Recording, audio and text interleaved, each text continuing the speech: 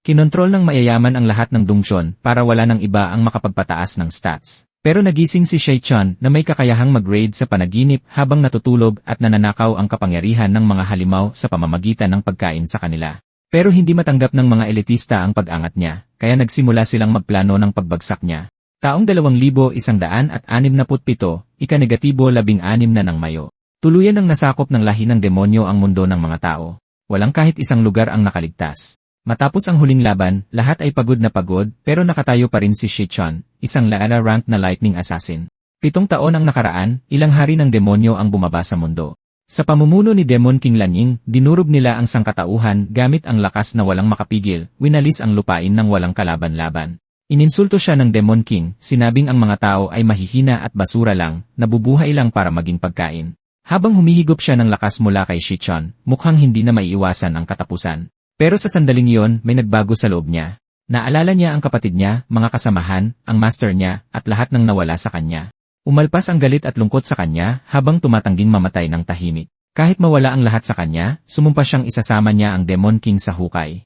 Baon ng desisyong iyon, ginamit niya ang kanyang ultimate skill, ang Lara rank na Terminus RC. Sumabog ang nakakabulag na liwanag, nilamon ang lahat ng madaanan nito. Kahit ang Demon King ay nagulat, nanigas sa kinatatayuan habang nagwala ang enerhiya. Habang nilalamon sila ng liwanag, napadako ang isip ni Shei-chan sa mga mahal niya sa buhay. Nakaramdam siya ng pagsisisi. Pagsisisi na hindi siya naging sapat na malakas, na hindi niya nabago ang lahat ng mas maaga. Kung makakabalik lang sana siya. Kung nahanap lang sana niya ng mas maaga ang lungga ng mga demonyo. Kung napigilan lang sana niya ang paglabas ng unang Demon King. Di sana hindi nangyari ang lahat ng ito. Biglang nagdilim ang paningin niya. Nang imulat niyang muli ang mga mata, nakahiga na siya sa kama ng ospital. Nalilito, luminali na siya sa paligid. Malinis at tahimik ang kwarto. Ang mga tao ay naglalakad ng payapa, nag-uusap na parang walang nangyari. Walang panik. Walang kasiraan. Sandali siyang hindi makapaniwala sa nakikita niya. Di ba wasak na ang mundo? Saan galing ang lahat ng taong ito? Matagal bago niya na proseso, pero sa huli ay naintindihan din niya ang totoo. Bumalik siya sa nakaraan, sa 05 paghahati 16 na paghahati 2157, 3 taon bago magsimula ang pagsalakay ng mga demonyo. At doon lang niya napagtanto na binigyan siya ng pangalawang pagkakataon. Na-realize niyang bumalik siya ng 10 taon sa nakaraan, noong nasa universidad pa siya. Nagulat siya sa naisip. Tapos may lumabas na notifikasyon sa harap ng mga mata niya na nagkumpirma, Power of Gluttony Integration completed. Totoo nga. Talagang nakabalik siya sa panahon bago nagkawatak-watak ang lahat. 05 paghahati 16 na paghahati 2157, 3 taon bago magsimula ang pagsalakay, 3 taon bago bumaba si Wrath, ang unang Demon King. Ang mismong demonyo na nagbukas ng lagusan ng impyerno at nagpapasok sa iba pa, na nagdala ng matinding pagkawasak. Ang pangyayaring iyon ang simula ng katapusan, ang dahilan kung bakit nawala sa kanya ang lahat. Pero ngayon, nakabalik na siya. Kung mapipigilan niya si Wrath bago mangyari yon, hindi magbubukas ang mga lagusan. Hindi babagsak ang mundo. Mababago ang lahat. Nakaramdam siya ng kaunting excitement sa dibdib niya. Tapos na ang integration ng Power of Gluttony. Doon lang niya napansin ang isang kakaibang bagay, isang naaaninag na interface na lumulutang sa harap ng mga mata niya. Nandoon na pala yon simula nang magising siya. Tinitigan niya ito, lalong na curious. Ano to? Mukha itong game status screen. Ito ba ang attributes ko? Wala pa siyang nakikitang ganito noon. Sa nakaraan niyang buhay, umasa lang siya sa awakened abilities niya. Isa lang sa 10,000 tao ang nagigising ang kapangyarihan, at isa siya sa mga minalas. Kahit nag-aral siya sa National Awakener University, bigo siyang mag-awaken sa loob ng 4 na taon. Nabaon siya sa pinakailalim ng hierarchy. Kahit sino ay pwedeng apihin siya. Kaya pala nagising siya sa infirmary. Habang tumitingin sa paligid, may napansin siyang card sa interface, Class Lightning Assassin. Sumunod ang description, Lightning God, nilalagyan ng kuryente ang katawan. Malaki ang itataas ng bilis ng pagkilos. Lightning Blade, ginagawang armas ang electrical energy. Ang mga atake ay nagdudulot ng critical damage at nakakapag-paralyze. Habang binabasa ito, may naramdaman si Shei-chan sa loob niya. Nag-focus siya. May lumabas na system prompt, switching class. Pagkatapos ng proseso, may mahinang lagitik na umalingaw-ngaw sa hangin. Sakto namang may nagbukas ng pinto. Si Malong.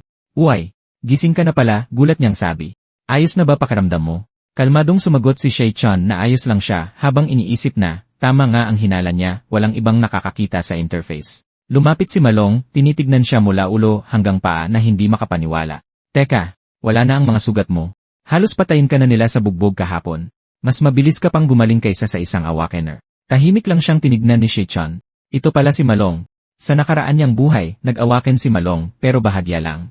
Nanatili siya sa ibaba at namatay sa ikatlong araw pagkatapos bumaba ng Demon King. Nakatitig pa rin si Malong sa kanya, nakakunot ang noo. Bakit parang lumakas ka bigla? Imahinasyon ko lang ba to? Hindi sumagot si Shai-chan. Pero sa loob niya, nag-uunahan ang mga isip niya. Nandito talaga siya, nakatayo sa harap ko. Nakabalik na nga ako. Biglang may naalala si Malong. Ay, napala. Bukas na ang rank test. Tutal ayos ka na, tara maghanda na tayo. Kahit hindi ka pa nag-aawakin, apektado pa rin ang graduation evaluation mo. Tara na. Habang naglalakad sila ng sabay, tumambad sa kanila ang training grounds.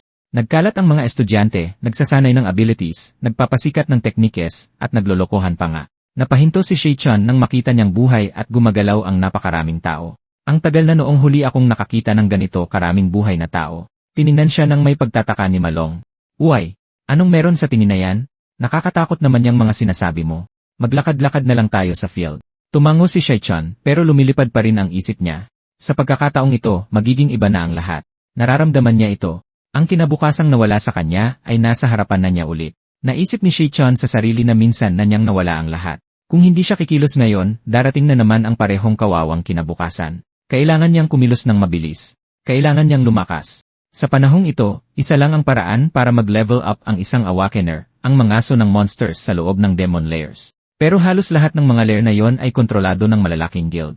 Walang pag-asang makapasok ang mga ordinaryong tao, lalo na ang lumakas. Sinulyapan niya ang sariling status at inisip kung gaano talaga siya kalakas kumpara sa iba.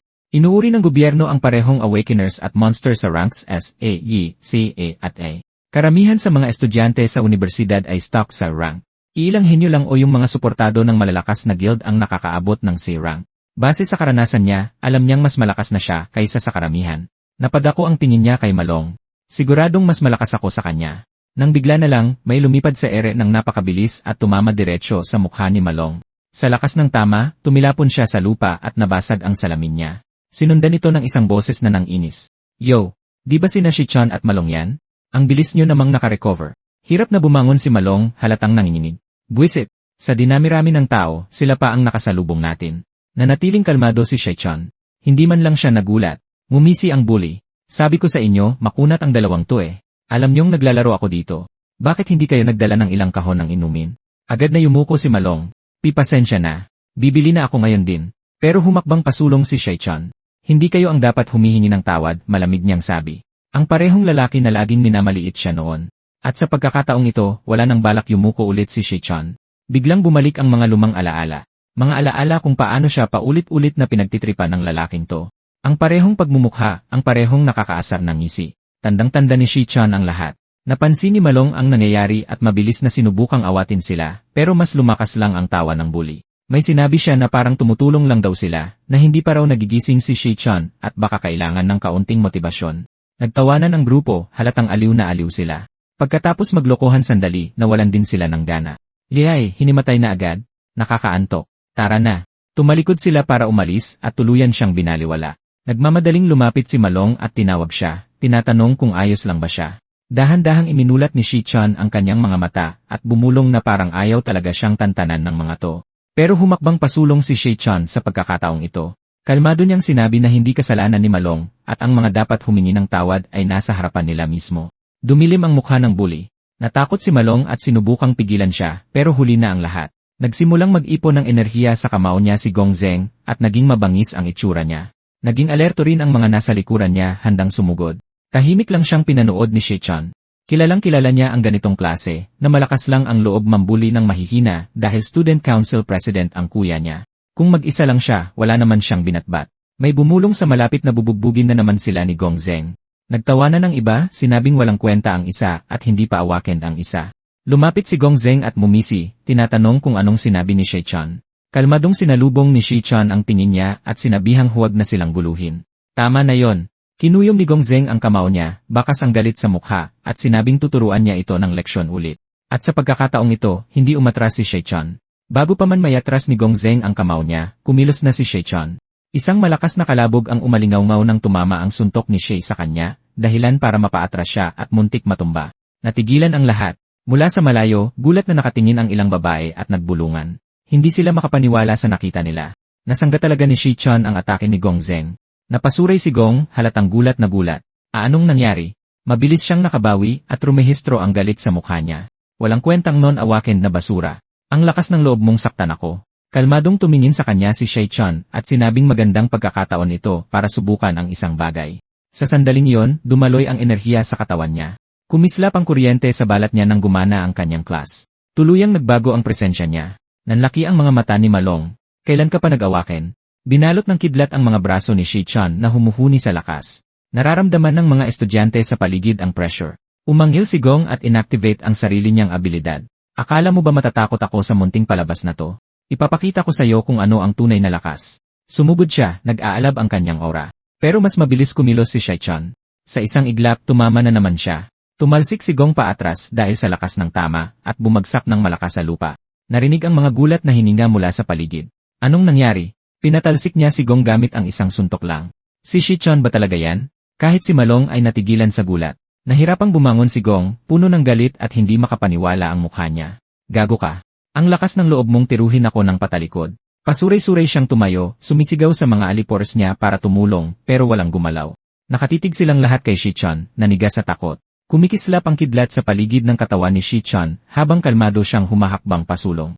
Masyado kang mahina, walang emosyon niyang sinabi. Sa isa pang mabilis na tira, muling bumagsak si Gong ng mas malakas kaysa kanina. Tumahimik ang buong courtyard. Malinaw na naunawaan ng lahat ng nanonood ang isang bagay ngayon. Hindi na si Shai-chan ang taong pwede nilang maliitin. Nakahandusay sa lupa ang bully, halos hindi na gumagalaw. Mukhang hindi siya makakabangon agad. Matindi ang pinsalang dulot ng tamang yon. Sa pagkakataong ito, siguradong sa infirmary ang diretsyon niya. Nataranta ang mga estudyante sa paligid at nagtakbuhan sa iba't ibang direksyon. Hindi makapaniwalang nakatitig si Malong sa nangyayari. Shai-chan, kailan ka pa naging ganyan kalakas? Hindi agad sumagot si Shai-chan. Sa halip, kalmado niyang tinignan ang status niya habang mabilis ang takbo ng isip. Kumpirmado na ang ilang bagay na isip niya. Una, malaya pa rin akong nakakapagpalit sa lightning assassin state ko. Pangalawa, kahit level 1 pa lang ang system level ko, ang tunay kong lakas sa laban ay higit na sa mga karaniwang awakener. Ibig sabihin, nasa itaas na siya ng E-rank o baka mas mataas pa. Kung gaano kataas, hindi pa siya sigurado. Pero may isang bagay na bumabagabag sa kanya. Malinaw na tinalo ko siya. Kaya bakit hindi tumaas ang stats ko? Nanatili sa isip niya ang tanong na yon. Tapos may pumasok sa isip niya. Posible kayang iba na ngayon ang kondisyon para makakuha ng experience. Dahan-dahan niyang itinaas ang kanyang kamay, may kuryenteng lumalangit-ngit sa kanyang mga daliri habang bumubuo ng siksik na kidlat. Napuno ng panganib ang hangin sa paligid niya. Napasinghap ang mga nanonood. Ang iba'y nagtakip ng mata habang ang iba naman ay sumilip sa pagitan ng mga daliri, masyadong takot para umiwas ng tingin ng tuluyan. Nataranta si Malong. Hoy, Shai-chan, anong ginagawa mo? Napagtanto rin sa wakas ni Gong na nakahandusay sa lupa ang nangyayari. Nanlaki ang mga mata niya sa takot habang nakalutang ang kidlat ilang pulgada mula sa mukha niya. Malalim ang iniisip ni Shai-chan habang nakatitig sa kanya. Ganito ba ang takbo nito ngayon? Kailangan ko ba talagang umabot sa ganito para lang makakuha ng experience? Salamin sa kanyang mga mata ang lumalangit-ngit na enerhiya habang nag-aalinlangan, nagtatalo ang kuryosidad at pagpipigil. Hinawakan ni Shai-chan sa kwelyo si Gong Zeng. Pero bago pa siya makagawa ng iba, isang boses ang matalim na sumingit. Tama na, paaralan to. Isang babae ang humakbang pasulong. Si Ling Yuyon, ang Vice President ng Student Council. Mahilig siyang umasta na parang guro, siguro dahil pakiramdam niya importante siya. Kung hindi dahil sa mga ganitong pagkakataon, wala namang mag-aaksaya ng panahong pansinin siya. Noong nangyayari ang pambubuli kanina, hindi man lang siya nagpakita. Pero ngayong si Gong Zeng na ang nasa gulo, bigla siyang sumulpot na nagmamalinis. Tumingin siya kay Shai-chan at kalmadong sinabi, kahit siya ang naunang nagkamali, sapat na to. Huwag mo nang ituloy yan. Tapos lumingon siya kay Gong Zeng nang may ngiting hindi umaabot sa mata at sinabing, huwag kang mag-alala. Hindi ka na niya gagalawin ulit. Binitawan ni Shai-chan ang pagkakahawak at hinagi si Gong sa tabi. Sa loob-loob niya, naramdaman niya ang isang malamig na ngiti. Pinoprotektahan niya talaga ng Student Council ang sarili nila. Wala naman talaga siyang balak na umabot sa ganon, pero hindi natututo ang mga ganitong tao hanggat hindi tinatakot ng husto. Sa wakas ay nakahinga na rin ng maluwag ang mga estudyanteng nagtatago kanina. Nang makita ang hitsura ni Gong Zeng, tahimik silang sumang-ayon sa isang bagay. Nakakatakot ang lalaking to. Mas mabuting wag na siyang kalabanin. Lumapit si Malong kay Shai-chan, nanginginig pa rin ng kaunti. Maya-maya lang, umalis na ang mga miyembro ng Student Council. Nang gabing yon sa dormitoryo, hindi tumigil sa kadadaldal si Malong. Tuwang-tuwa niyang kinuwento sa lahat kung paano dinurog ni Shai-chan si Gong Zeng, kung paano siya dinomina nito, at kung paano hindi na makatingin ang mga bully sa kanya pagkatapos. Tinawanan lang yon ni Xiangzhou, isang E-rank Nucleus Mage. Sos, kung talagang ganun siya kalakas, bakit nagte-training pa rin siya gaya natin? Kailangan pa ba ng isang tunay na malakas ang basic exercises? Sinubukan ni Malong na sumagot pero wala siyang masabi. Napasinghal si Xiangzhou. Tanggapin mo na. Tayong apat ang nasa pinakababa ng rankings. Ako na ang pinakamalakas sa atin at e-rank lang ako. Talaga bang tingin mo lightning assassin ang isang tulad ni Shichon? Huwag mo akong patawanin. Mayabang siyang naghalukip-kip. Isang beses lang nagkakaroon ng awakening ang mga tao sa buhay nila. Katotohanan yan. Support type lang siya sa pinakamaganda niyang lagay. Tumahimik si Malong. Pero sa kaloob-looban niya, hindi na siya sigurado dahil parang hindi peke ang nakita niya kanina. Sa kabilang banda, ramdam na ramdam ni Shichon ang paglakas niya. Sa lagay na to, baka pwede na siyang mag-qualify sa isang club. Kinabukasan, may nag-anunsyo na malapit na ang final rank test bago ang graduation. Pagkatapos nyon, madedesisyonan na ang tunay na antas ng bawat isa. Sa Iran Training Grounds, nagtipon ang isang malaking grupo ng mga estudyante. Kabilang sa kanila si Gongting, ang Student Council President. Pagdating niya, lahat ay kusang napaayos ng tayo. Habang kalmado ang mukha, kumaway siya at sinabihan ang lahat na tapusin na ang training sa araw na yon. Pagtalikod niya para umalis, napansin niya si Gongzong na umaaligid sa malapit. Nandito ka pa? Kalmado niyang tanong. Inikom ni Gongzong ang kanyang mga kamao. Kuya, kailangan mong ayusin to. Pinahiya niya ako sa harap ng lahat. Kung hindi ka makikialam, hindi ko matatanggap ang kahihiyang ito. Tahimik siyang tinignan ni Gongting sandali at tumango. Naiintindihan ko. Ako na ang bahala. Kinagabihan, habang kumakain, nagsalita ang Student Council Vice President. So paano mo balak harapin ang batang yon? Kalmadong sumagot si Gongting. Base sa nakita ko, dinaan lang niya sa lakas si Gongzeng. Pero ganun ba talaga siya kalakas? Bahagya siyang ngumiti. Alam mo naman ang sitwasyon sa akademi na to. Wala pang 10 ang nakaabot ng C-rank at na-recruit mo na silang lahat sa council. Ang mga ordinaryong estudyante ay wala man lang access sa mga Demon Lair. Gaano man sila katalino, hindi sila makakahabol. Dahan-dahang tumango si Gongting. Totoo yan. Samantala, sa ilalim ng malakas na ulan, tumatakbong mag-isa si Shichon. Gumibigat sa katawan niya ang weighted gear na mahigit 100 kilo, habang walang tigil siyang tumatakbo ng paulit-ulit. Ang basic training ay nagpapalakas ng katawan, naisip niya, at kapag mas malakas ang katawan, mas maraming kapangyarihan ang kaya nitong taglayin. Mas alam niya ito kaysa kahit sino. Sa dati niyang buhay, natutunan niya sa mahirap na paraan na ang limitasyon ng isang awakener ay direktang nakatali sa kanilang physical endurance. Habang basang-basa ng ulan ang damit niya, lumipad ang isip niya sa hinaharap. Sa taong 2160, bababa ang Demon King na si Wrath. Ang pangyayaring iyon ang magsisimula ng pagguho ng mundo. Babagsak ang mga syudad. Hindi mabilang na tao ang mamamatay. Pati na rin ang kapatid niya. Si Wrath ang nagbukas ng mga pintuan ng impyerno at nagpahintulot sa ibang mga Demon King na makapasok sa mundo. Kaya malinaw ang unang goal ko, isip ni Shichon. Kailangan kong patayin si Wrath. Mayroon siyang 3 taon. 3 taon para higitan siya. Biglang nag-vibrate ang phone niya. Huminto siya sa pagtakbo at sumulyap sa screen. Tawag ito mula kay Xiaoyun. Nag-alinlangan siya sandali bago sumagot, hello. Isang boses ang biglang narinig sa telepono. Tumatawag ang kapatid niya. Masigla ang boses niya, sinabing naging busy siya sa isang kompetisyon at kakarating lang sa bahay matapos malobat ang phone. Nabanggit niya na kapag nanalo siya ngayon, masosolusyonan na sa wakas ang problema nila sa upa. Nanikip ang dibdib ni Shichon nang marinig ang boses niya. Sa nakaraan niyang buhay, ilang beses siyang nagmakaawa sa langit para sa pagkakataong magsimulang muli. Ngayon, naririnig na naman niya ang boses na yon, buhay at mainit. Tinanong niya kung umuulan ba sa pwesto nito at nagtaka kung bakit siya natahimik. Pinilit ni Shichon na sumagot, sinabing wala lang yon at na-miss lang niyang marinig ang boses niya. Tumawa siya at sinabing nagkausap lang sila nung nakaraan, tapos sinabihan siyang maghintay sa magandang balita bago ibinaba ang telepono. Nang matapos ang tawag, matagal na nakatayo lang si Shichon. Talagang nagsimula na uli ang lahat. Inikom niya ang kanyang mga kamao, naging desidido ang kanyang ekspresyon. Kahit anong mangyari, poprotektahan niya ang hinaharap na ito. Hindi niya hahayaang maulit ang kasaysayan. Nagsimula siyang tumakbo ulit, mas pinupuwersa ang katawan kaysa kanina. Lumipas ang ilang oras. Pagkahinto niya, pagod na pagod ang katawan niya, pero mas malinaw ang isip niya. 8 oras na ang nakalipas mula nang bumalik siya sa panahong ito. Mas mahina ang katawan niya kaysa sa dati niyang buhay, pero bata pa ito at puno ng potensyal. Ngayon, may mas importanteng bagay na dapat isipin. Kung gusto niyang lumakas, kailangan niya ng access sa mga Demon Lair. Pero ang mga lugar na yon ay mahigpit na kontrolado ng malalaking guild. Walang pag-asa ang mga ordinaryong tao na makapasok. Tapos nandyan pa ang kakaibang kapangyarihang nagising sa kanya, ang tinatawag na power of gluttony. Nang pumasok ang isiping iyon sa isip niya, isang kakaibang pakiramdam ang kumalat sa katawan niya. May tumugon. Isang translucent na interface ang lumitaw sa harap ng mga mata niya, sunod-sunod na nabuo ang mga linya ng liwanag. Nagsimulang gumana ang system. Bago pa siya lubusang makapag-react, umikot at nabanat ang mundo sa paligid niya. Naglaho ang paligid niya, napalitan ng kadiliman. Nang luminaw ang paningin niya, natagpuan niya ang sarili sa isang hindi pamilyar na lugar. Ang lupa sa paanan niya ay bitak-bitak at sunog. Mabigat at nakakasakal ang hangin, puno ng pakiramdam ng panganib. Kusang naintindihan niya ang isang bagay. Hindi ito ordinaryong lugar, parang impyerno mismo. Napansin ni Shi-chan ang isang kakaibang bagay sa malayo, isang matayog na estrukturang umaangat mula sa lupa. Bago pa niya lubusang maproseso ito, yumanig ang lupa at may mga nilalang na nagsimulang lumabas mula sa ilalim. Mga halimaw sila. Sunod-sunod na gumapang palabas ng lupa ang mga asong halimaw, nababalot ng itim na usok ang mga katawan nila. Sila ay mga Death Hound, mga Iran Cloud-type monster. Kusang gumana ang system, kinumpleto ang paglipat.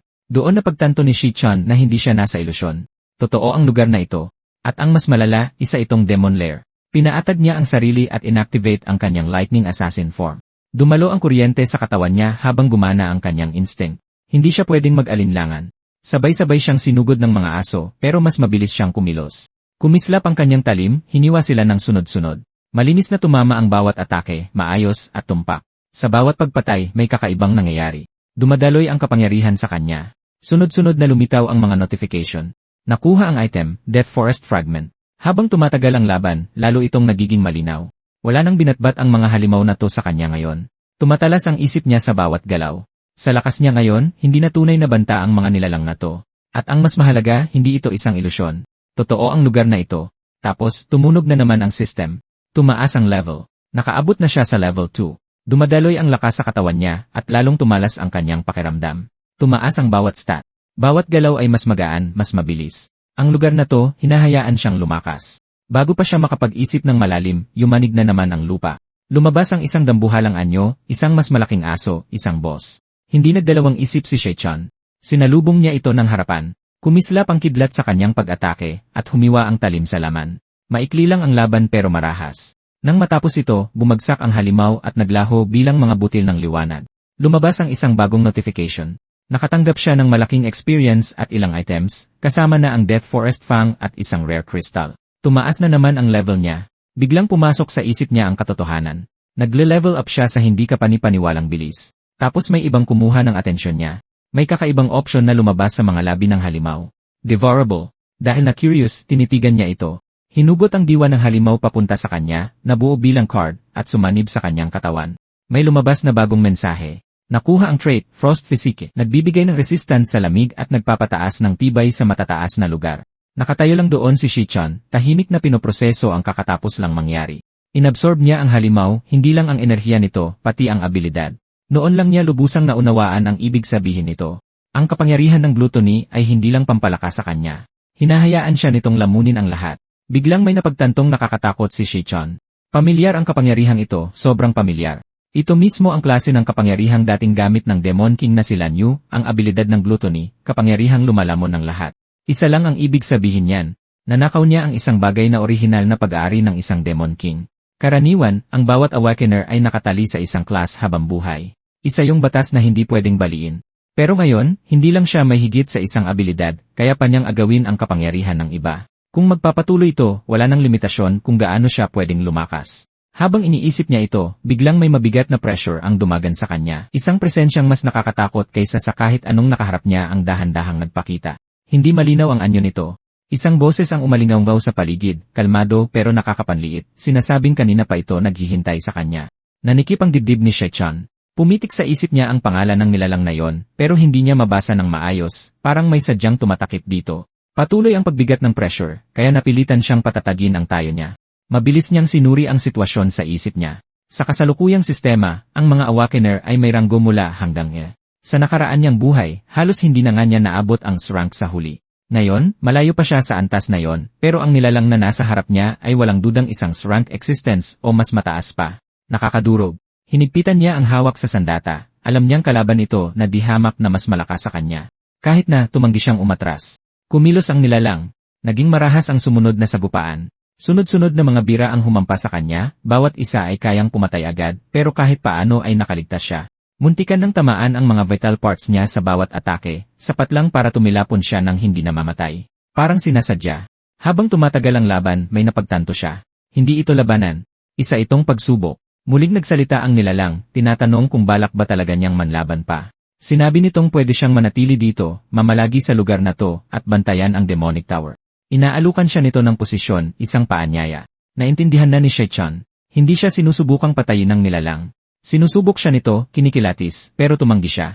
Gaano man kabigat ang pressure, gaano man kaimposible ang laban, hindi siya yuyuko. Diretso niyang tinanggihan ang alok. Malamig na sumagot ang presensya, kung patuloy siyang tatanggi, hindi na ito magpipigil pa.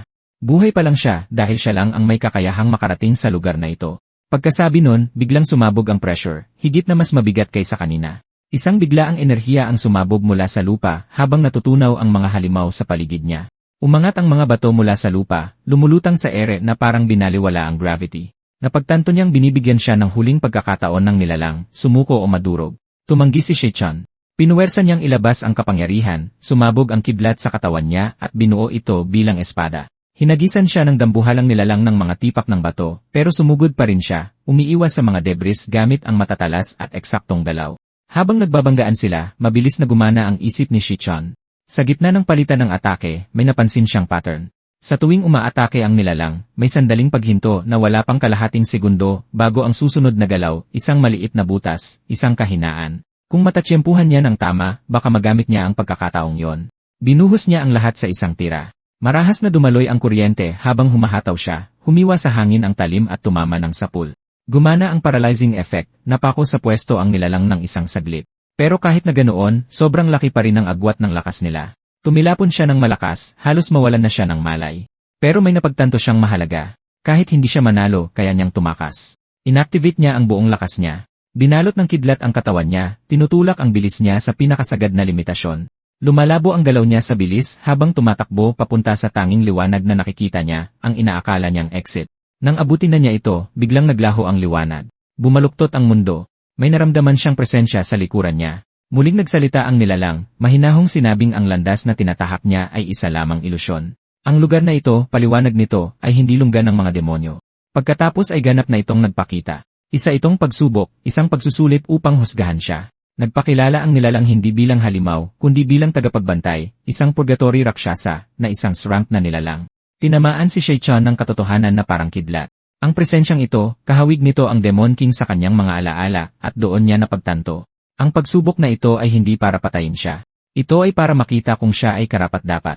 Marahas na umagos ang enerhiya sa paligid nila habang walang humpay na tumatama ang kidlat mula sa itaas. Naramdaman ni Shechan ang pagyanig ng lupa sa ilalim ng kanyang mga paa habang may napagtanto siyang nakakabagabag. Pamilyar ang eksenang ito. Isang alaala mula sa nakaraan niyang buhay ang lumitaw. Noong huling labanan, ganito lumaban ang Demon King, patuloy na nagpapalit ng anyo at walang tigil sa pag-a-adjust. Anumang teknike ang gamitin laban sa kanya, madali niya itong nasasangga. Ang nakakatakot na kakayahang mag-adjust na yon ang dahilan kung bakit siya tunay na walang talo. At ngayon, ang presensya sa harapan niya ay parehong-pareho ang pakiramdam. Habang gumagalaw ang figura, biglang naintindihan ni Shechan. Ang anyong nakikita niya ngayon ay isa lamang sa marami, isang piraso, isang refleksyon ng bagay na mas higit na makapangyarihan. Isang nakakapanindig balahibong isipin ang pumasok sa isip niya. Ang nilalang ba na ito ay nilamon ng kapangyarihan ng gluttony ng Demon King? At kung gayon, ibig bang sabihin ay umiiral ang lugar na ito sa loob ng kapangyarihang iyon na nasa loob na niya ngayon? Tila naramdaman ng nilalang ang kanyang iniisip. Kinilala nito ang kanyang pananaw, humanga sa bilis niyang makuha ang katotohanan. Sinabi nito sa kanya na matalas ang kanyang pakiramdam, at napatunayan niyang karapat-dapat siya sa kung ano ang naghihintay. Nakaramdam ng matinding bigat sa dibdib si Shechan nang may lumitaw sa harapan niya, isang kakaibang sinaunang bagay na naglalabas ng matinding otoridad. Isa itong susi, hindi pangkaraniwan, kundi isang susing puno ng umaapaw na kapangyarihan.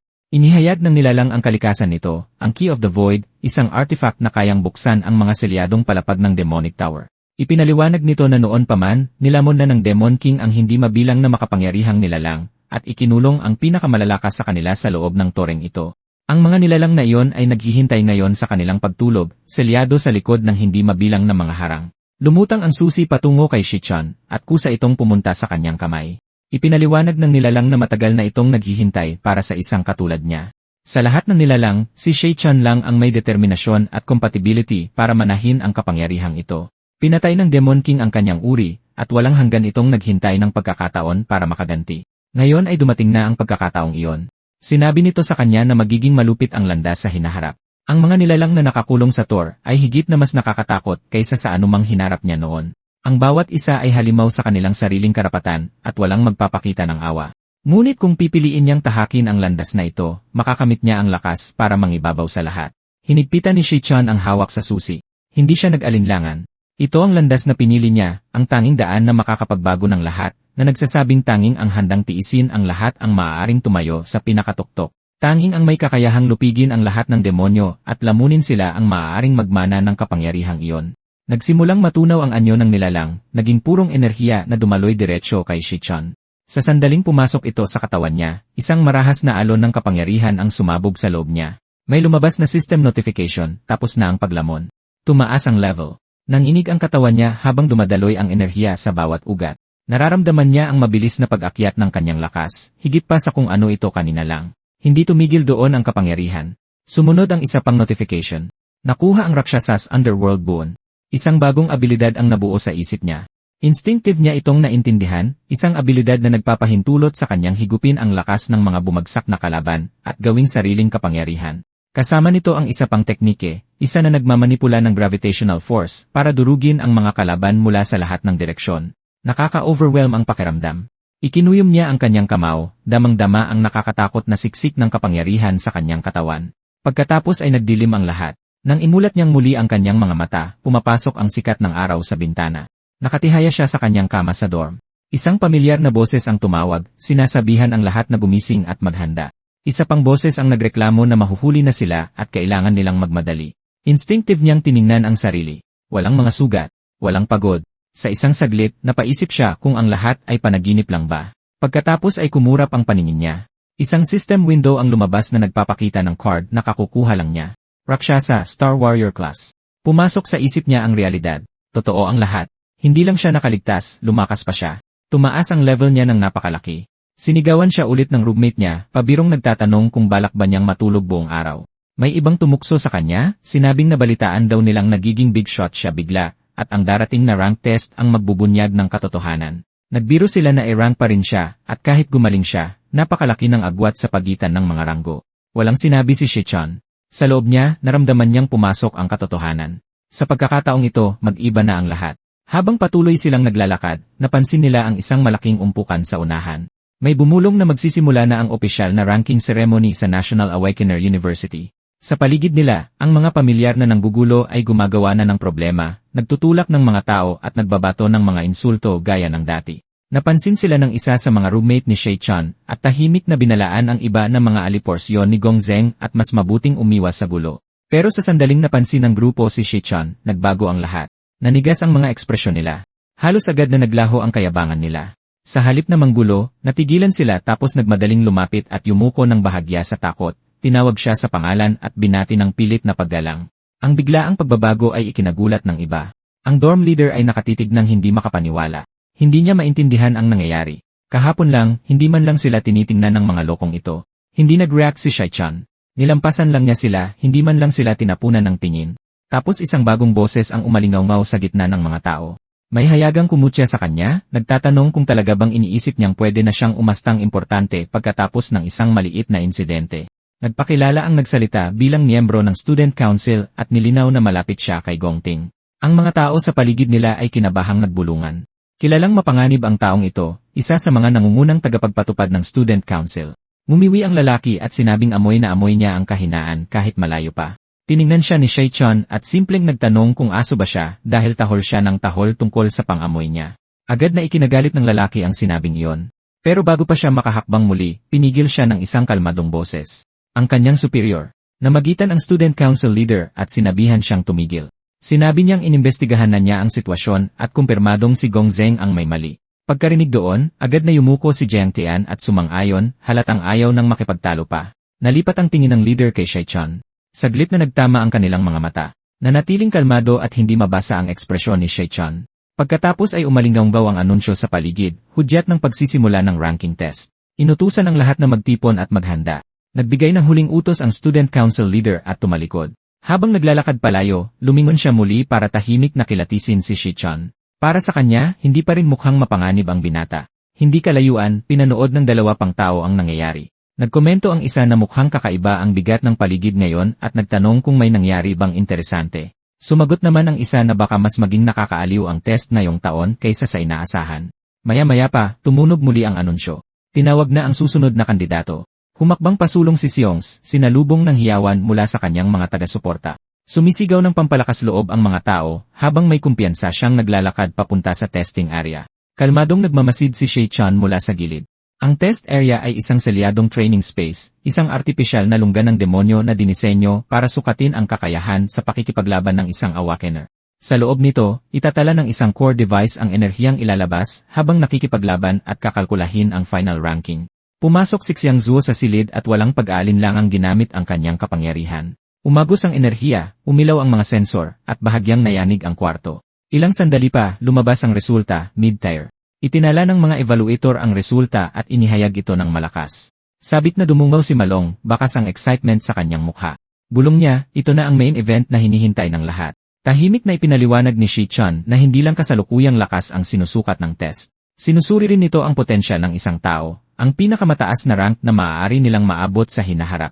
Iyon ang talagang mahalaga. Sinumang may mataas na potensyal ay agad na makakaagaw ng atensyon mula sa malalakas na organisasyon at maging sa estado mismo. Agad na lumabas ang mga resulta sa screen. Current rank, E-tier, mid-level. Maximum potential, C-tier. Napabuntong hininga sa pagkadismaya ang kandidatong kakatapos lang sa test. Mabilis na tinawag ng announcer ang susunod na pangalan. Lumapit si Malong at sinubukang pasayahin ang kaibigan, sinabing huwag masyadong damdamin yon. Tutal, karamihan ng tao ay hindi man lang umaabot ng rank sa buong buhay nila. Maya-maya pa, natapos na ng isa pang estudyante ang test. Nagdulot ng bulungan ang kanyang resulta, rank low tier. Napasinghap ang mga tao sa paligid.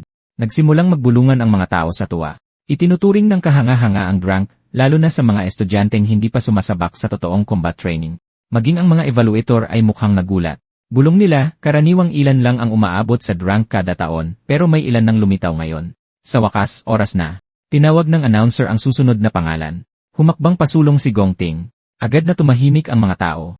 Kilala siya sa pag-abot ng rank 2 taon na ang nakararaan, bagay na napakabihira sa mga estudyante. Kahit ngayon, ang pinakamataas na naitalang resulta ngayong taon ay rank low tier lang. Wala pang nakakahigit doon. Paghakbang niya, gumana ang testing device. Ang puso ng demonyo ay nagsimulang yumanig ng mahina, tumutugon sa kanyang presensya.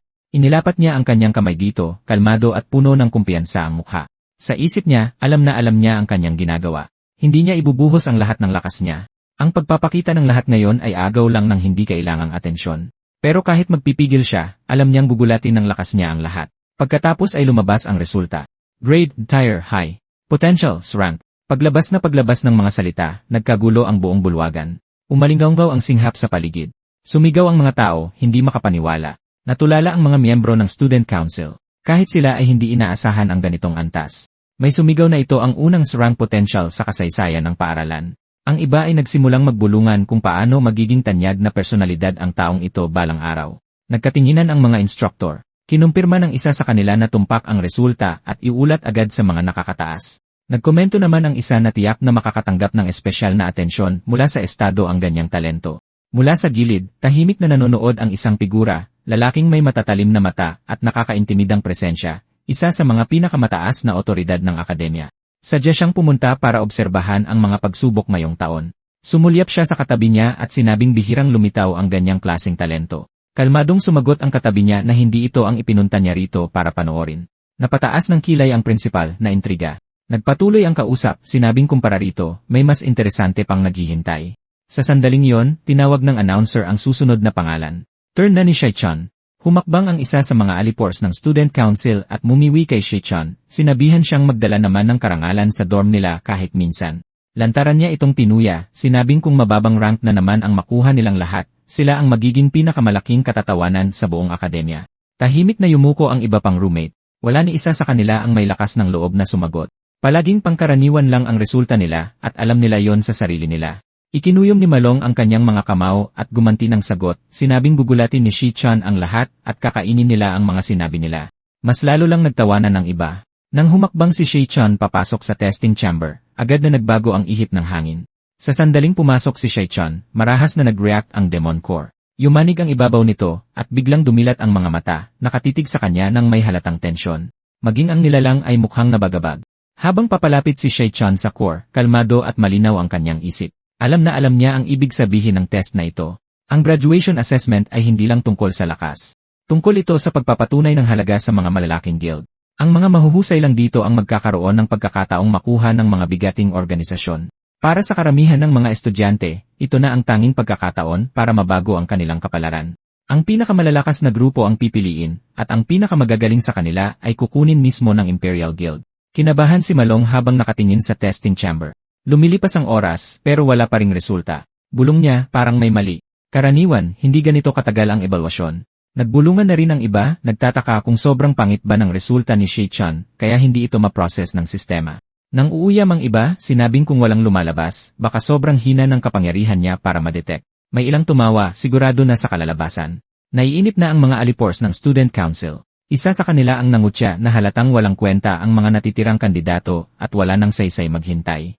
Iminungkahi niyang umalis na lang sila at maghanap ng ibang matatambayan. Nagsimulang mag-ayos ang grupo paalis, kumbinsidong tapos na ang laban. Biglang kumurap ang screen. Nagbago ang display. Rank High Tier. Tumahimik ang buong paligid. Natigilan si Malong, nanlaki ang mga mata. Ang iba naman ay nakatulala, hindi makapaniwala. May sumigaw na imposible yon. Isa pang boses ang sumigaw na siguradong sira ang sistema. Kahit ang mga bully ay mukhang gulat na gulat. Tapos nag-update ulit ang sistema. Babala. Abnormal data fluctuation detected. Recalibrating napigil ng lahat ang kanilang hininga. Kalmadong nakatayo si Shei-chan sa loob ng testing chamber, hindi nagbabago ang ekspresyon. Alam na alam niya ang nangyayari. Ang resultang ipinakita niya ay mula lang sa kanyang base physical state na hindi gumagamit ng anumang kapangyarihan. Habang nagkakalkula ulit ang sistema, lumipat siya sa ibang internal state, nakakakuha lang niya. Agad na tumaas ang mga reading. Marahas na kumislap ang display bago tumigil ulit. Rank C mid-tier. Nagkagulo ang buong kwarto.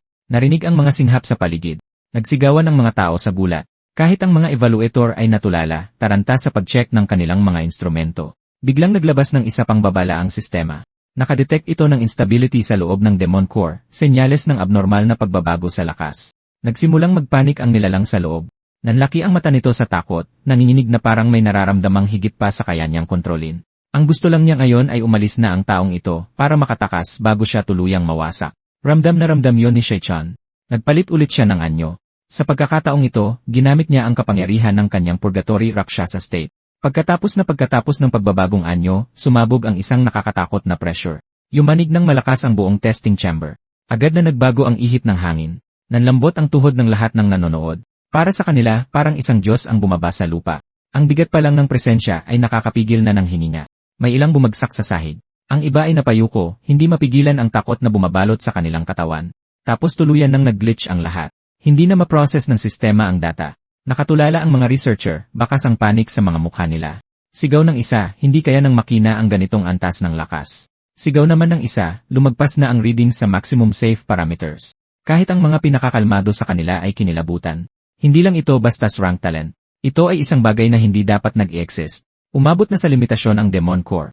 Bumiyak ng matindi ang ibabaw nito bago gumuho paloob. Naubos na ang lahat ng enerhiya sa loob. Nasunog ito, nadaig ng puwersang higit pa sa kaya nitong tagalan. Kalmadong nakatayo si Shei-chan, pinapanood ang paglalaho ng natitirang kapangyarihan. Naintindihan niya ang nangyari. Sobra ang ibinigay niya, higit pa sa kayang hawakan ng sistema. Hindi pumalya ang Demon Core dahil may sira ito. Nilamon lang ito. Nang humupa ang enerhiya, lumabas ang isang bagong notifikasyon sa isip niya, Acquired Exquisite Demon Heart. Pagkasama nito sa kanya, biglang lumawak ang kanyang pananaw. Isang bagong kamalayan ang kumalat sa kanyang pandama, kaya nakikita na niya ang lakas ng lahat sa paligid. Sa loob ng partikular na distansya, kitang-kita niya ang kapangyarihan ng bawat nilalang. Parang biglang nabuksan ang mundo sa kanya. Ngayon, sa isang tingin lang, nakikita na niya ang tunay na rank ng lahat ng malapit. Karamihan ay low-level awakeners, rank E, ang iba halos hindi pa umabot sa rank E. May ilang medyo mataas, pero wala talagang nakakabilib. Tapos dumako ang tingin niya kay Gongting. Agad na lumabas ang katotohanan. Mid-to rank, nakaramdam ng kaunting aliw si Shei-chan.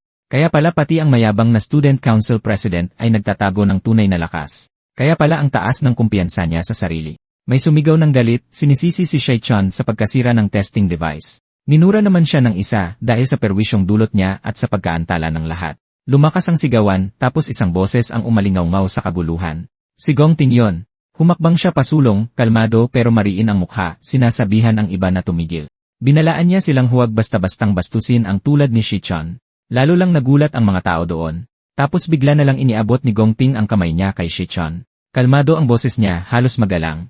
Inimbitahan niya itong sumali sa grupo niya, na nagsasabing kayang-kaya nilang dominahin ang graduation assessment at makuha ang unang pwesto kung magsasama sila. Tiningnan ni Shei-chan ang inaalok na kamay. Hindi siya gumalaw. Nanatiling kalmado at blangko ang ekspresyon niya. Sa loob-loob niya may sagot na siya. Halos mabaliw naman ang lalaking kanina pa dada ng dada. Namilipit ang mukha niya habang bumubulong ng hindi makapaniwala, hindi matanggap ang nakikita niya. Kung sumali si Shai Chun sa grupo ni Gong Ting, may kailangang palitan, at sigurado siyang siya yun. Nang kalmadong tumanggi si Shai Chun sa imbitasyon at sinabing huwag na siyang abalahin, kitang-kita ang gulat sa mukha ng lahat. Natulala ang mga estudyante sa paligid. Wala pang tumanggi ng ganun lang kay Gong Ting. Agad na nagkaroon ng bulungan. Hindi makapaniwala ang ilan sa lakas ng loob niya. Akala ng iba nababaliw na siya. May ilan ding humanga sa tapang niya. Pero nanatiling kalmado si Gong Ting. Pinagmasdan niya si Shai Chun na may kakaibang kislap sa mata, parang sinusubukang basahin ang pagkatao nito. Tahimik niyang sinabi na ayos lang. May mga tao talagang may sariling landas. Nanatiling mabigat at matindi ang tensyon. Samantala sa ibang lugar, pinag-uusapan ng mga opisyal ng akademya ang sitwasyon. Sinabi ng isa na sayang at hindi nagsanib puwersa ang dalawa. Sa talento nila, kaya sana nilang baguhin ang kasaysayan ng paaralan. Sumagot naman ang isa na baka mas mabuti na ito. Ang taong nakakapili ng walang pag-aalinlangan ay delikado, at ang mga delikadong tao ay hindi madaling kontrolin. Balik sa mga estudyante, tahimik na nagingit-ngit ang nangutya kay Shai Chun kanina. Bulong niya, kalokohan lang ang lahat, naswerte lang si Shai Chun at baka sira ang machine sa test. Pero hindi niya maalis ang kaba sa dibdib niya dahil kahit anong tanggi niya, ibang landas na ang tinatahak ni Shai Chun. Kumaway lang si Gong Ting at sinabing wala na siya sa mood magkaraoke. Sinabihan niya ang mga alipores niya na bahala na sila sa gagawin, pinarating na wala siyang kinalaman sa susunod na mangyayari. Nang sabihin niya yon, natigilan ang lalaki sa tabi niya bago mabilis na naintindihan ang ibig sabihin. Paulit-ulit siyang tumango at sinabing naintindihan niya ng lubos. Maya-maya lang, kumalat ang balita na nakaalis na si Shai Chun sa campus. May nagbalita na dumiretso siya palabas nang hindi man lang kumakain. Nagliwanag ang mga mata ng lalaki sa interes. Perpekto ito. Sa labas ng paaralan, walang restriksyon, walang guro, walang panuntunan. Ito mismo ang pagkakataong hinihintay niya. Samantala, kalmadong naglakad si Shai Chun sa kalsada, habang inaalala ang nakaraan niyang buhay. Naalala niya kung paano naubos ang isang elite team sa isang malaking operasyon sa pugad ng demonyo sa teritoryo ng Shanti. Ang sakunang iyon ang naging simula ng lahat. Ang sandali kung kailan bumaba sa mundo ang haring demonyo na kilala bilang Wrath. Iyon ang naging mitsa ng pagkakagulo ng sangkatauhan. Kung gusto niyang pigilang maulit ang hinaharap na iyon, kailangan niyang mahanap ang pugad na iyon bago ito magising. At para magawa iyon, kailangan niya ng pondo. Marami nito, at ang Mithril Exchange ang pinakamabilis na paraan para makakuha ng pera at gamit. Ito ang pinakamalaking bentahan para sa mga Awakener kung saan araw-araw na binibili at ibinebenta ang mga parte ng halimaw. Nasa isip iyon nang pumasok si Shai Chun sa gusali. Tinignan siya ng clerk nang may pagdududa at tinanong kung saan niya nakuha ang mga dala niya. Simpleng sumagot si Shai Chun na nakuha niya ito sa mga halimaw. Kumunot ang noo ng clerk, halatang hindi naniniwala. Sinabi niyang hindi pa siya nakakakita ng ganito noon. Lumapit ang isa pang empleyado at sinuri ng maigi ang mga gamit. Nakilala niya ang mga ito bilang parte ng Cloud-type monster, partikular ang mga pangil ng Fang Sun Beast. Ayon sa mga record, ang ganitong materyales ay pwedeng gawing e-rank na sandata o sangkap sa alchemy. Tumawa ng mapang-uyam ang unang clerk at binaliwala ito, sinabing hindi sapat ang klase ng gamit na yon para bumilib ang mga tao dito.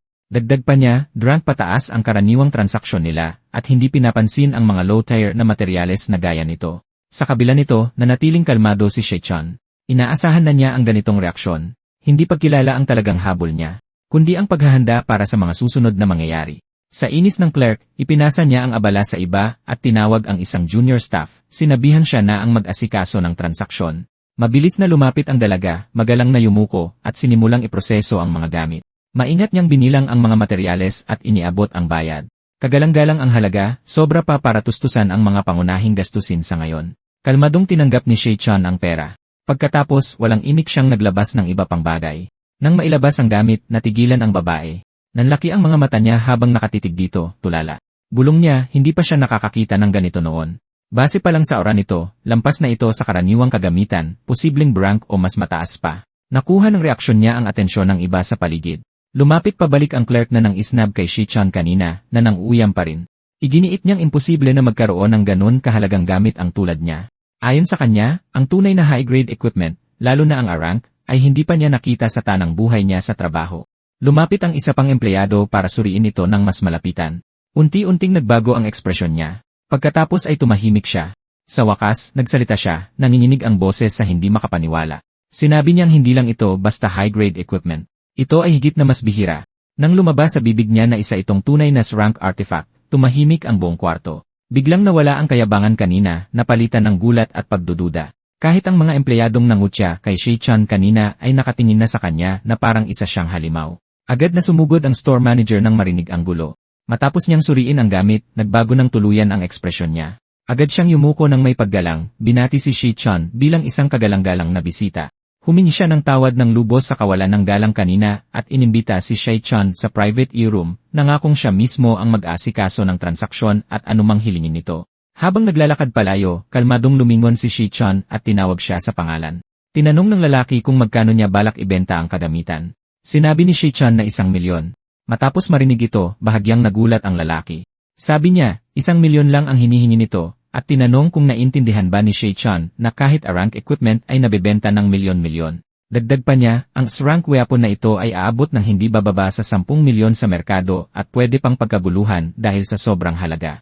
Sinabi ni Shay-chan na gusto niyang isang laang rank weapon para makahiram ng 1,000,000 at babayaran niya ito sa loob ng 1 buwan. Agad na may napagtanto ang mga ngalakal at naisip na ang paggamit ng rank weapon bilang kolateral ay hindi karaniwang naiisip ng isang estudyante sa unibersidad. Mukhang walang balak ibenta ni Shay-chan ang espada at malamang ay gagamitin niya ito sa huli. Pakiramdam niya ay mas matalino si Shay-chan kaysa sa edad nito. At sa yamang tulad ng espadang ito, napaisip siya kung si Shay-chan ba ay anak mayaman na naglayas o isang henyong nagtatago ng tunay na lakas. Ano man doon, malinaw na hindi siya ordinaryong tao. Tapos sinabi ni Shay-chan na babayaran niya ang principal sa loob ng 1 buwan at magbabayad ng 0% interes sa susunod na buwan, tinatanong kung ayos lang ba yon.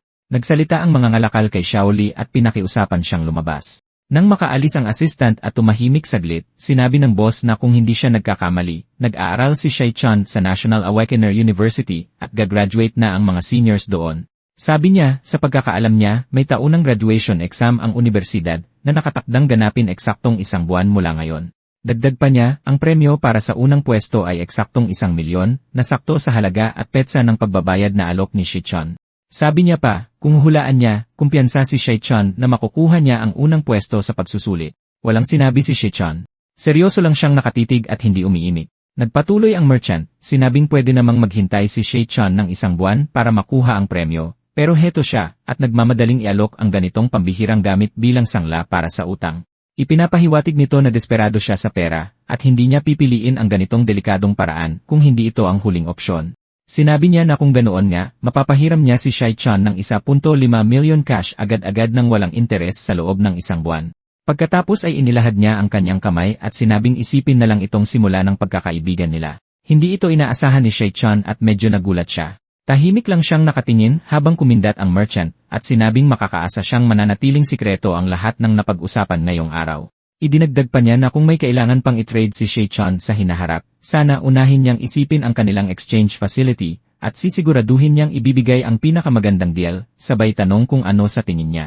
Bilib si Shay-chan at naisip na sa ilang detalye lang, nahulaan na agad ng merchant ang sitwasyon at pangangailangan niya na talagang kahanga-hanga. Naisip din niya na imbes na samantalahin ang kanyang kagipitan nang malaman ito, nag-alok pa ang merchant ng mas magagandang kondisyon para sa pamatagalang samahan. Hindi nakakapagtaka na magagawang palagin ni Kinsey ang Mithril Exchange bilang pangunahing palitan sa mundo sa hinaharap. Napagtanto niya na para matalo ang Wrath, hindi siya pwedeng umasa lang sa sariling lakas, kaya kailangan niyang magsimulang humanap ng mga mapagkakatiwalaang kakampi at ito ang unang hakbang para sa layuning iyon. Habang tumatawa at nagkakamay ang merchant at si Shay-chan, makahulugan silang umiti, alam nilang ito ang unang hakbang tungo sa isang bagay na tunay na dakila. Pagkatapos ay may kamay na pumatong sa magic seal, at sinabi ng merchant na kumpleto na ang magic contract at na-transfer na ang pondo sa account ni Shay-chan. Biglang may lumabas na notification sa phone ni Shay-chan habang tinitignan niya ito. Ipinapakita nito na nabawasan ang isang abyssal netherbone at nadagdagan ng $1,500,000. Sinabi ng merchant na dahil ginamit ni Shay-chan ang ganoong kagandang sandata bilang sangla, naku-curious siya kung ano ang balak niyang gamitin para sa graduation examination. Nag-alok siyang magpahiram ng kagamitan, at ipinaliwanag na kahit wala silang rank equipment ngayon, marami silang magagandang high-rank items, kabilang ang A-rank at B-rank equipment. Sinabi ni Shay-chan na hindi na kailangan. Inilabas niya ang kanyang espada at sinabing may isa pa siyang sandata na katulad ng ibinigay niya. Pagkakita nito, labis na nagulat ang merchant. Hindi lang ang merchant, pati na rin ang assistant at yung isa pang lalaki. Hindi sila makapaniwala. Masyado itong nakakamangha para sa kanila. Sabi ng merchant, napakarami talagang talentadong kabataan ngayon at sinabihan si Shay-chan na mag-ingat. Pagkaalis ni Shichon, naghiyawan ang assistant, at nagbigay naman ng victory sign ang merchant. Sinabi niyang buti na lang at patuloy na tinulungan ni Xiaoli ang ganitong kaimportanteng kliyente, at sinabihan siyang promoted na agad siya bilang supervisor. Talagang ikinatuwa niya ito ng husto. Gayunpaman, sinabi ni Shichon na may kailangan pa siyang bilhin. Maya-maya, makikita siyang bumababa ng taxi sa harap ng Gangchong County Long Distance Bus Terminal. Naalala niya ang nakaraan niyang buhay kung saan matagal na naghirap sa pera ang pamilya niya. Noon, nakagraduate na siya pero hindi pa rin nagigising ang kapangyarihan niya, kaya walang guild ang tumatanggap sa kanya. Naalala niyang lagi niyang iniisip na naubusan na siya ng oras habang nagtatrabaho bilang delivery boy. Naalala niyang kung ano-anong racket ang pinasok niya pero halos hindi pa rin magkasyang pambayad sa upa. Naalala niyang tiningnan niya ang natitirang balanse, $105 na lang. Inisip niya kung paanong kinailangan nilang magtipid ni Yuni para lang mabuhay. Naalala niyang sinabi niyang wala na naman silang pera pagkatapos magbayad ng renta ng buwang iyon. Sinabi naman nito na ayos lang at nakahanap naman daw siya ng tutoring job. Naalala niyang nakita niya ang admission acceptance letter ng International Central Art Institute na may pangalan ni Yuni. Sabi nito, nakapasok nga raw siya pero masyadong malayo ang lugar. Pinunit niya ito at itinapon, alam niyang hindi na matutupad ang pangarap niya. Ang sabi niya, gusto niyang manatiling malapit kay kuya. Naisip ni Shichon na dahil sa sobrang pag-aalala na maging pabigat sa pamilya, isinuko ng kapatid niya ang pangarap niyang paaralan. Maya-maya, habang lumilingon siya, sinabi niyang gumagabi na at dapat nakababa na si Yuni ng bus ngayon.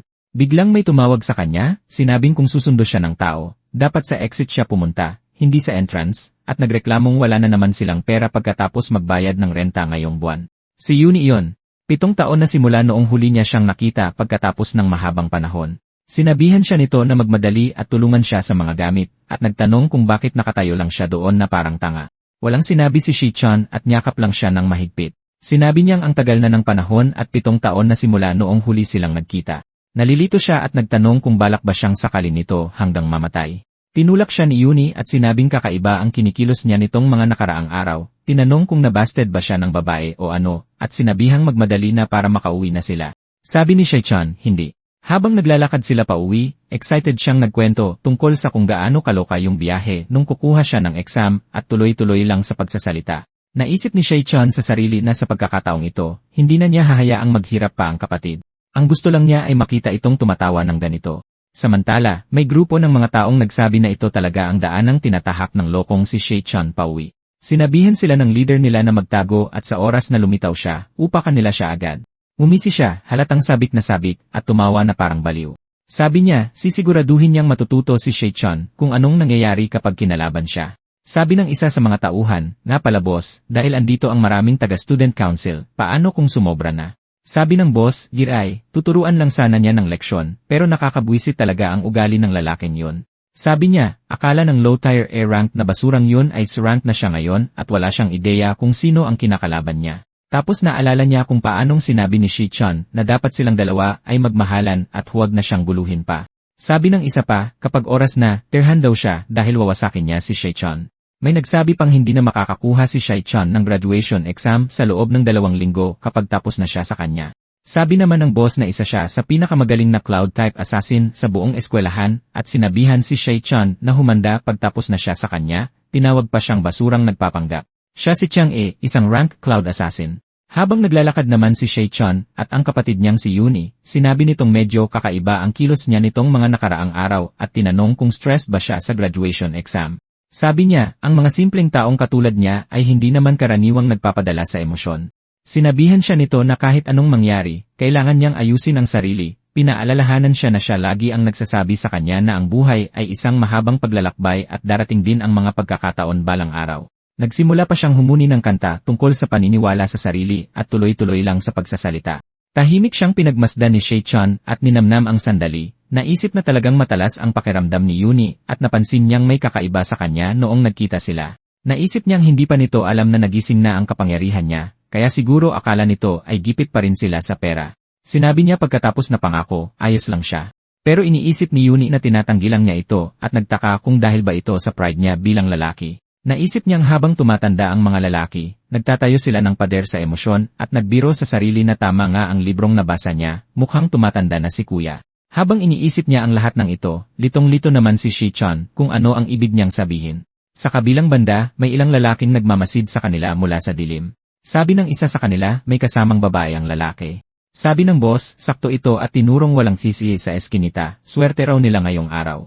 Biglang napansin ni Shi-chan na parang may mali.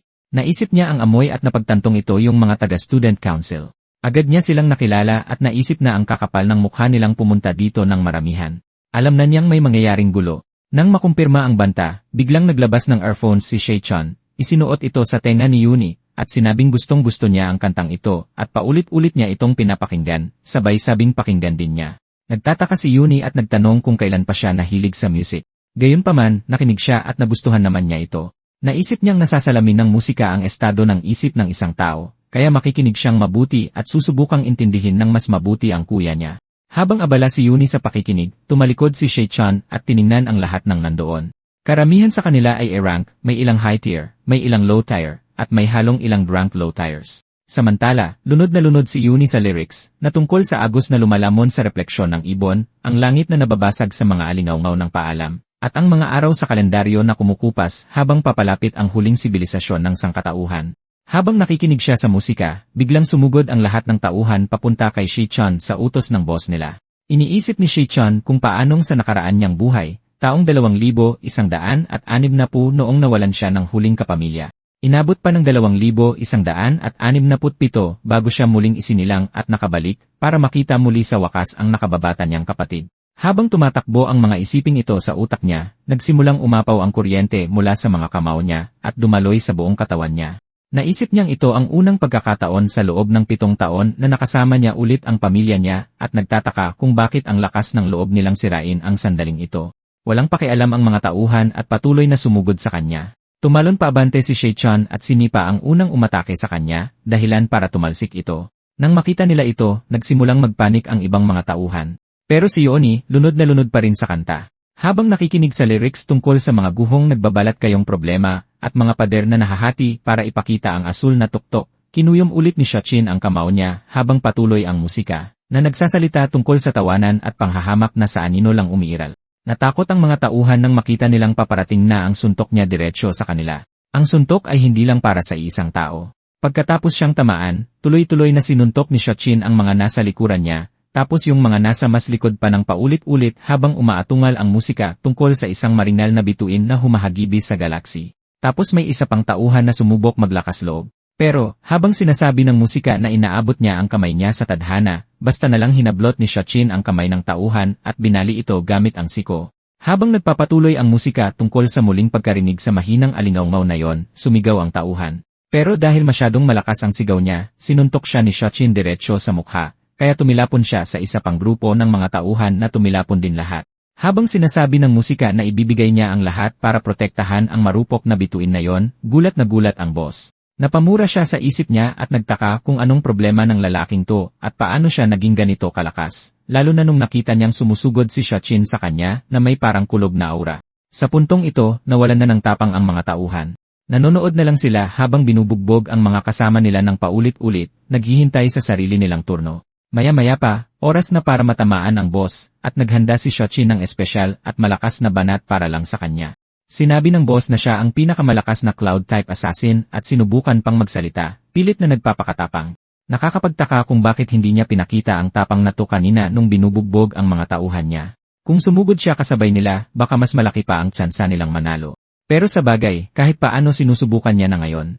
Sumigaw siya at nagmura, sinabing akala ba talaga ni Shi-chan hindi niya ito kaya, pero hindi talaga niya kaya si Shi-chan. Sa halip, sinuntok siya ni Shi-chan diretsyo sa mukha, dahilan para tumilapon pareho ang patalim na ipanaatak sana niya at ang boss mismo. Hindi tumigil doon si Shi-chan. Pumunta siya sa likuran nito at nagpakawala ng isa pang matinding banat, kaya tumilapon ulit ito at nabasag ang mga ngipin sa proseso. Bumangga ang boss sa pader at bumagsak sa loob nito. Nung dumilat siya, isang demonyo na lang ang nakita niyang nakatayo sa harap niya. Ang lalaking pinuntahan niya para bugbugin ay siya pa palang tatalo sa kanya. Sabi ni Shi-chan, malinaw niyang sinabi na huwag na siyang guluhin ulit, pero hindi ito naintindihan. Tinanong niya kung aling parte doon ang hindi nito naintindihan, habang seryosong-seryoso ang mukha niya. Sa isip ng boss, basag na lahat ng tadyang niya at manhid na ang parehong binti niya. Napagtanto niyang totoo ang rank assessment at hindi talaga rank si Shi-chan. Gamit ang natitirang lakas, nagsabi na lang siya ng sorry. Pero hinablot siya ni Shi-chan, idiniin ang sarili niyang patalim sa kanya, at sinabihang tumahimik, sabay banta na papatayin siya kapag gumawa siya ng ingay. Takot na takot ang boss. Kitang-kita niya sa mga mata ni Shochin at alam niyang hindi ito nagsisinungaling na talagang tutuluyan siya nito. Nagtataka siya kung paanong ang isang estudyante lang ay may ganun katinding killing intent at kung ano na ang pinagdaanan nito. Sabi ni Shochin, tandaan niyang mabuti ang bawat salitang sasabihin niya. Wala daw siyang pakialam kung mabulok silang lahat, pero huwag na silang manggugulo ulit. Dagdag niya, kapag sinubukan nilang saktan ang kapatid niya, hindi, kapag nagpakita lang sila sa harap niya, isa-isa niya silang papalahuin ng tuluyan ng walang pag-aalinlangan, sabay tanong kung naintindihan ba nila. Dahil sa sobrang seryoso niya, dali-daling tumango ang boss at sumagot ng, naintindihan niya. Tinapon ni Shochin ang patalim at iniwan ang tauhan na nakahandusay sa lupa. Habang tuloy ang kanta, nagsasalita ito tungkol sa pagbabalik ng mga ibong lumilipad at ang langit na bumabalik sa karaniwang siklo ng maulap at maaraw. Biglang nakaramdam ng lungkot si Yoni. Habang patuloy ang kanta, wala nang modelo ang mga kalendaryo, at sa ilalim ng bukang liwayway, wala nang makikitang anino. Nagtataka siya kung bakit naiiyak siya sa kanta habang nagsisimulang pumatak ang luha sa mga mata niya. Iniisip niya na ilang araw pa lang mula nung nagkita sila ulit, pero ang kuya niya, parang ang dami ng pinagdaanan. Nagtataka siya kung bakit ganun ito kalungkot gayong palagi naman siyang nasa tabi nito. Lumingon siya at sinabing sumusobra na yata ang biro nito. Pero paglingon niya, nagbukas ng kahon si Shochin, at pinakitang may regalo siya para sa kanya. Sabi niya, binili niya to para sa kanya, at isa itong magandang makintab na ballpen. Nagulat siya at sinabing magic holographic pen yon, ang pinakabagong style mula sa Draco, at mahigit $1 ang presyo niyan. Tinanong niya kung saan ito kumuha ng pambili. Tumawa lang si Shochin. Sa loob-loob niya, naisip niya kung paanong nabigo siyang protektahan ito sa nakaraan niyang buhay. Nag-alinlangan si Yuni at sinabing baka dapat isoli na lang nila dahil sobrang mahal daw at hindi naman niya gusto masyado. Pero naisip ni Shochin na hindi man lang niya naprotektahan ang pangarap nito sa dati niyang buhay. Habang tinatago ang duguan niyang kamay, sinabi niya sa sarili na poprotektahan niya ang lahat tungkol dito ngayon. Habang naglalakad palayo ang magkapatid, naiwan ang mga tauhan na nakahandusay sa dilim, tahimik na umaasang may tatawag ng ambulansya para sa kanila. Tapos nakita natin si Yuni na gamit ang magic holographic pen, masayang gumuguhit ng magagandang isda. Sabi niya hindi siya makapaniwalang gumagana talaga to, at nakakapag-drawing ng holographic images sa ere. Si Shochin naman abala sa pagkain. Sabi niya, basta gusto niya, yun lang ang mahalaga, habang iniisip na ang fried egg noodles ni Yuni ang talagang pinakamasarap. Tapos sabi ni Yuni na kailangan pa nilang magbayad ng upa, at basta na lang siya nagtatapon ng pera ng ganito. Sabi ni Shochin, nabayaran na niya ang buong upa para sa buong taon. Gulat na gulat siya dito. Sabi niya, ano? At pinaliwanag ni Shochin na nagsimula siya ng maliit na negosyo kasama ang kaibigan at kumita sila, kaya ayos na. Pero, parang kakaiba para kay Yuni ang paraan ng pagkakasabi niya nito habang tumatawa. Sa isip niya, ang pangit talagang magsinungaling ng kuya niya at masyadong kahina-hinala ang kilos nito. Alam niyang malinaw na may tinatago na ito sa kanya ngayon. Pero, naisip din niya na ang tagal na mula nung huli siyang nakakita ng ganun katotoong ngiti sa mukha nito at yun palang, masaya na rin siya. Kaya lumapit siya at sinabing kahit anong mangyari, siguraduhin lang niyang hindi niya masyadong pinapagod ang sarili niya. Naantig talaga si Shochin sa pag-aalala ni Yuni, at tumugon lang siya ng tahimik bilang pagsang-ayon. Kinalaunan, sa ibang lugar, may nag-report habang tinitingnan ang medical data na nagtamo ng matinding pinsala ang pasyente, mahigit 60% ng katawan niya ang nabali. At kahit ang mga pinakamagagaling na doktor ay hindi siya mapapagaling sa loob lang ng isang buwan.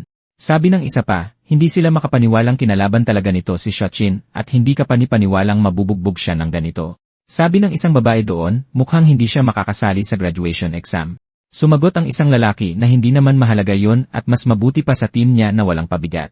Tapos may dumating na isa pang tao. Siya si Gong Xian, ang director ng Career Services sa National Awakener University. Sabi niya si Shochin na naman. Sinabi niyang nakumpirma na niya ang internal results ng huling ranking assessment at talagang si rank si Shochin. Dagdag niya, si Shochin lang ang kaisa-isang estudyante sa buong eskwelahan na may mas mataas na ranggo kaysa sa kanya. Pagkarinig nito, hindi napigilan ng lalaki na mag-react. Sinabi ni Gong Xian na inimbita ng tatay niya ang vice chairman ng alyansa para personal na inspeksyonin ang performance niya sa graduation examination. Sinabihan niya itong siguraduhin hindi nito hahayaang may umagaw ng atensyon. Dagdag niya, kung mabibigo ang lahat, mapipilitan siyang pakiusapan ang pamangkin niya na punan ang bakanting pwesto sa team ni Gong Ting. At kapag nangyari yon, mag-iba na ang ihip ng hangin. Pero sabi ng lalaki, masyado lang nag-isip si Sir at tinanong kung sa tingin ba talaga nito ay ginamit niya ang buong lakas niya nung ranking assessment. Sabi niya, huwag mag-alala dahil sa araw ng combat examination, sisiguraduhin niyang malalaman ng lahat kung sino talaga ang pinakamalakas. Kitang-kitang handang-handa na siya sa lahat. 11:00 ng gabi sa men's dormitory ng National Awakener University, naliligo si Shochin. Iniisip niyang natapos na niya ang 100-kilometer weighted run ngayong araw. Naisip din niya ngayong ayos na ang problema sa pera, maayos na ang takbo ng lahat, at makakapagsimula na siya sa meal plan niya pagka-graduate. Iniisip niya ang susunod na hakbang, ang makuha ang premyong 1,000,000 yuan sa graduation examination para mabayaran niya ang utang kay King Si. Pinaalalahanan niya ang sarili na kailangan niyang tuparin ang usapan nila ni King Si dahil marami pa siyang kakailanganin dito sa hinaharap. Dahil wala pang isang buwan bago ang eksaminasyon, alam niyang kailangan pa niyang mag-level up ng ilang beses. Pagkatapos, pumikit siya at sinubukang matulog dahil doon talaga siya nagle-level up. Biglang nag-initialize ang system. Nung matapos ang loading, pinakita ng status na kumpleto na ang initialization at nagsimula na ang Bluetooth system. Natagpuan niya ang sarili na nakatayo sa harap ng isang dambuhalang tor. Naisip niya kung paanong pinakita sa huling assessment results na ang pinakamahina niyang class, ang Gravehound King, ay S rank. Naalala rin niya na hindi lumabas ang opisyal na rank ng kanyang pinakamalakas na class, ang Abyssal Fiend. Nang sinubukan itong ipakita ng system, naglabas ito ng mensahe na hindi matukoy ang potential rank value dahil lumampas ito sa limitasyon ng system. Naisip ni Shei-chan na kahit rank class ang Abyssal Fiend, hindi pa niya ito magamit ng lubusan at hindi niya sigurado kung gaano pa kalakas ang kapangyarihang tinatago nito. Dahil doon, hindi pa rin alam ang eksaktong rank ng natitira niyang dalawang class. Inilabas niya ang Time Rift Key, isang CES rank item, at ang nag-iisang susing makakapagbukas sa labusan ng Tower of Darkness. Habang ginagamit ang susi, naisip niyang susubukan niya ito ngayong araw. Nang gumana ang susi, dahan-dahang bumukas ang labusan. Nagsimulang maglakad pasulong si Shei-chan, nagtataka kung ano ang nasa loob ng Tower of Darkness, at anong klaseng tagpo ang naghihintay sa kanya. Paghakbang niya sa kawalan lagpas ng portal, gulat na gulat siya, at nasabing ibang-iba ang lugar na ito. Ngayon, kung ano man ang lugar na ito, kung gusto niyong malaman, mag-subscribe na kayo ngayon at i-on ang notifications, dahil dito nagtatapos ang kabanatang ito.